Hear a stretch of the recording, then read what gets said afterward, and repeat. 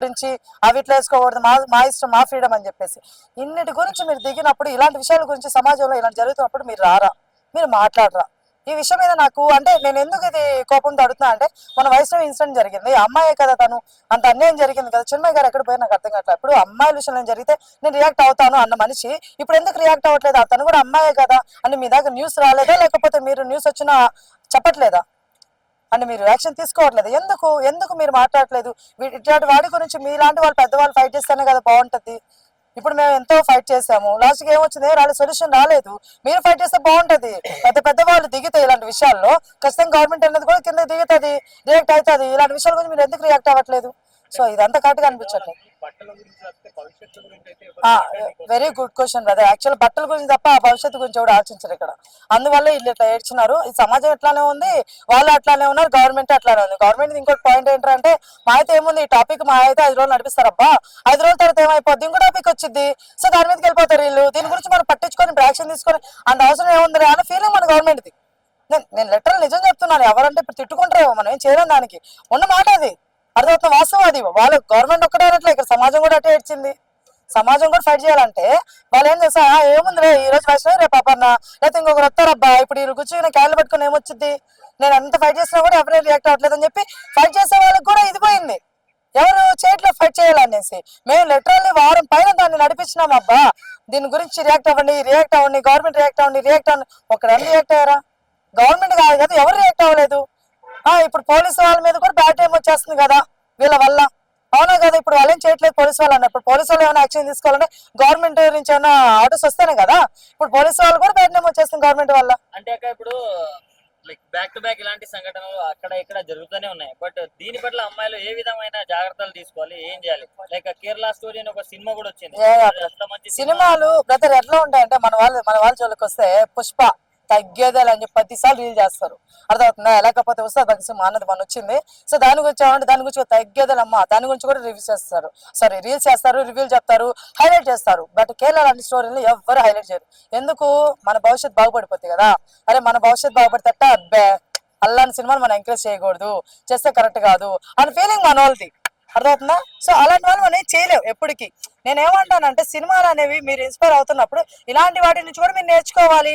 ఇప్పుడు వాళ్ళేమి డబ్బులు ఎక్కువే కాదు కదా ఇలాంటి సినిమాలు తీసింది, జనాలు పాపం కొంచెం నేర్చుకుంటారేమో, మనం పక్కన మనుషుల్లాగా మనం ఎన్ని చెప్పినా కూడా వినట్లేదు, సినిమాల రూపంలో చెప్తే వింటారేమో అని చెప్పేసి చెప్తున్నారు. దాన్ని కూడా వీళ్ళు కనీసం ఏమంటారు, సినిమానే చూడనప్పుడు, సినిమా దాకా వెళ్ళినప్పుడు వాళ్ళకి ఏమర్థం అవుతుంది బ్రదర్ చెప్పండి? మనం ఇన్నిసార్లు పోనీ చాలా ఇష్యూస్ జరిగినాయి, ఒకటా రెండో చెప్పండి. ఇన్ని ఇష్యూస్ జరిగినా కూడా వీళ్ళు ఎట్లానే చేస్తున్నారంటే, ఈ అమ్మాయిలు తిట్టాలా లేకపోతే వాళ్ళని తిట్టాలా మనం చెప్పండి? నమ్మి మోసపోయింది. ఇప్పుడు ఒక మాట చెప్తా, నేను అనే దాన్ని వాడి దాకా పోకుండా ఉంటే ఏది జరగదు కదా. సో తప్పేవాడిది, అమ్మాయిది కూడా ఉంది కదా ఇక్కడ. ఎందుకు నమ్మాలి, ఎందుకు పెళ్లి చేసుకోవాలి? ఇంట్లో వాళ్ళు కాదని ఎందుకు పెళ్లి చేసుకున్నారు అబ్బాయి? ఫస్ట్ ఆఫ్ ఆల్ పేరెంట్స్ చెప్పిన వాళ్ళని పెళ్లి చేసుకుంటే మంచిది అంటారా? అసలు నేను అట్లా ఏం చెప్పాల.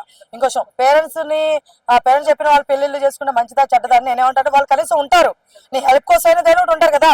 ఇప్పుడు వాళ్ళు కాదని చెప్పి బయటికి వెళ్ళిపోయినప్పుడు ఎవరు స్టాండ్ తీసుకుంటారు?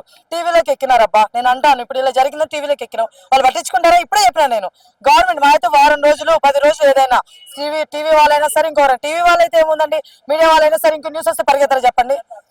ఇప్పుడు రష్మిక గారు మన విజయ్ దేవరకొండ గారికి పెళ్ళైంది, దాని మీద జంప్ వెళ్ళిపోతారు వాళ్ళు. అక్కడ నాకు ఫీడ్ వచ్చింది కదా, అక్కడ నాకు డబ్బులు వస్తాయి కదా అని చెప్పి దీని మీద ఎవరు కూర్చుంటారు ఇంకా చెప్పండి? నేను చెప్పేది అది. సో ఇలా ఉంది కాబట్టి నేను ఏమంటానంటే, కనీసం ఫ్యామిలీ తరపున పెళ్లి జరిగితే ఏమవుతుందంటే, ఏమైనా ఇష్యూస్ జరిగినా, ఇన్సిడెంట్స్ ఏమైనా జరిగినా సరే మేము ఉన్నాం కదా అనే ధైర్యం ఒకటి వాళ్ళకి ఉంటుంది కదా. ఇప్పుడు పిల్లలు కానీ వాళ్ళకి ఏంటంటే, మా అమ్మోళ్ళు చెప్పుకుందాం, అర్థమవుతున్నా, వాళ్ళు మరి ఎంతో కొంత చూస్ చేస్తారు కదండి, ఇట్లా చేయరు కదండి పెళ్లిళ్ళు. సో అట్లా చెప్తున్నాను అంతే తప్ప అరేంజ్ మ్యారేజ్ అయితే ఇలా జరగవా, లవ్ మ్యారేజ్ అయితే ఇలా జరుగుతాయి అట్లా చెప్పలేనండి. ఫేట్ అది, మనం రాసిపెట్టి ఉంటుంది, మనం చేయలేము. కాకపోతే ఒకటి నేనేమంటానంటే, జాగ్రత్త తీసుకోండి అమ్మా, ఇలా అర్థం చేసుకోండి. ఎవరినెవరిని ప్రేమించేసి ఇష్ట ప్రకారం వాడేది బైక్ వేసుకొచ్చాడు, FZ బైక్లు వేసుకొచ్చాడు, కలర్ఫుల్ షర్ట్లు వేసుకొచ్చాడు, వాచ్లు వేసుకొచ్చాడు, బ్రాండెడ్ టీ షర్ట్లు ప్యాంట్లు వేసుకొచ్చని చెప్పి వాడు బ్రాండెడ్ మనిషి కాదమ్మా, అర్థమవుతుందా? వాళ్ళ ఫ్రెండ్ వాడేసి వస్తుంటాడు రూమ్ లో నుంచి. అవన్నీ మీరు నమ్మద్దు, వాడు చూసి మీరు పడిపోవద్దు. ఆ రియల్ లైఫ్కి వస్తే ఏం ఉండదు వాడికి, అర్థమవుతుందా? కొంచెం చూసి జాగ్రత్తగా ప్రేమించి పెళ్లి చేసుకుని, అబ్బాయిలైనా సరే ఒకటే చెప్తున్నాను, అమ్మాయిలు సోకులు చూసి పడిపోమాకండి, కుక్కర్లో పెట్టేస్తారు, జాగ్రత్త. కుక్కర్ లాగా మనం ఎందుకు పోవాలి? అర్థమవుతుందా? చావొచ్చే రోజు వస్తుంది కానీ ఇలాగ కుక్కర్లోకి డ్రమ్ముల్లోకి ఇలా వద్దు. కాబట్టి అబ్బాయిలు జాగ్రత్తగా ఉండండి, అమ్మాయిలు కూడా జాగ్రత్తగా ఉండండి. జాగ్రత్త తీసుకోవాలని కోరుకుంటున్నాను. ఇలాంటి ఇంకోసారి జరగకూడదంటే దయచేసి అమ్మాయిలు ఎదవలు ఎవరో మంచోళ్ళు ఎవరో తెలియకపోవచ్చు కానీ మీరు ప్రేమించడం మానేయండి. ఇప్పుడు ప్రేమిస్తేనే జీవితమా? ఇంక జీవితంలో ఏమీ లేదా? బతకడానికి మీకు ప్రేమ తప్ప ఇంకేమీ లేదా? చాలా ఉన్నాయి. అర్థమవుతుందా? అవన్నీ చూడండి, ముందు ఎదగండి, జీవితంలో ఎదగండి, తర్వాత చూసుకోండి పెళ్లిళ్ళు ప్రేమలు అనేవి. రెస్పాన్స్ లేదా అంటే బ్రదర్ ఇప్పుడు నువ్వు నాకు ఇప్పుడు వేరే లవ్ చేయదని వచ్చింది కాబట్టి ఇప్పుడు క్వశ్చన్ అడిగావు. మొన్న అడిగావా? నిన్న అడిగావా? అడగలేదు. ఎందుకు అంటే టాపిక్ లేదని చెప్తా. అంటే మన మీడియా వాళ్ళు అయినా సరే కొత్త టాపిక్ రాగానే జంప్ అయిపోతున్నారు బ్రదర్. దానివల్ల ఏమంటారు, దాని సొల్యూషన్ రాదు. మనం ఒక దాని మీద స్టిక్ అనేవి కానీ మనం ఒక ఫైట్ చేయగలిగితే ఖచ్చితంగా దాని గురించి ఒక సొల్యూషన్ వస్తుంది. అది గవర్నమెంట్ అయినా ఇస్తుంది, పోలీసు వాళ్ళని ఎవరైనా సరే ఇస్తారు. మనం సొల్యూషన్ అనేది మనం తెచ్చుకోవాలంటే మనం గట్టి ఫైట్ చేయాలి. ఓ దాని మీద కూర్చొని ఉండాలి. అబ్బాయి మనకి ఎవరికి ఉంది చెప్పండి? అబ్బాయి లేదు. రేపు అల్లు గారి బర్త్డే ముందు రేపు కేక్ కటింగ్ కట్ చేయాలని మనకి ఎక్కువ అర్థమవుతుంది. దీని మీద కాదు, ముందు బర్త్డేలు పోతాయి పాపం. కేక్ కట్ చేయకపోతే మళ్ళీ అల్లు అర్జున్ గారు ఫీల్ అవుతారు ఇంట్లో కూర్చొని. మనోళ్ళకి ఇది కదా బాధ. అర్థమవుతుందా? ఇవి కాదబ్బా సమాజానికి ఉపయోగపడేవి. నువ్వు సమాజంలో ఉన్నావు కాబట్టి కొంచెం జ్ఞానం తెచ్చుకో. అర్థమవుతుందా? ఎలా ఉండాలి, ఎలా బిహేవ్ చేయాలి, ఒకరికి సహాయపడేలాగా నువ్వు ఫైట్ చేయి. నేను ఎవరైనా అంటాడు ఫైట్ చేస్తే చెప్పండి, చేయరు కదా. మరి ఆలోచించండి. మన వాళ్ళు కూడా కొంచెం సమాజం పట్ల కొంచెం జాగ్రత్తలు అనేవి తీసుకుంటూ ఫైట్ చేయాలని కోరుకుంటున్నా ప్రతి ఒక్కరికి.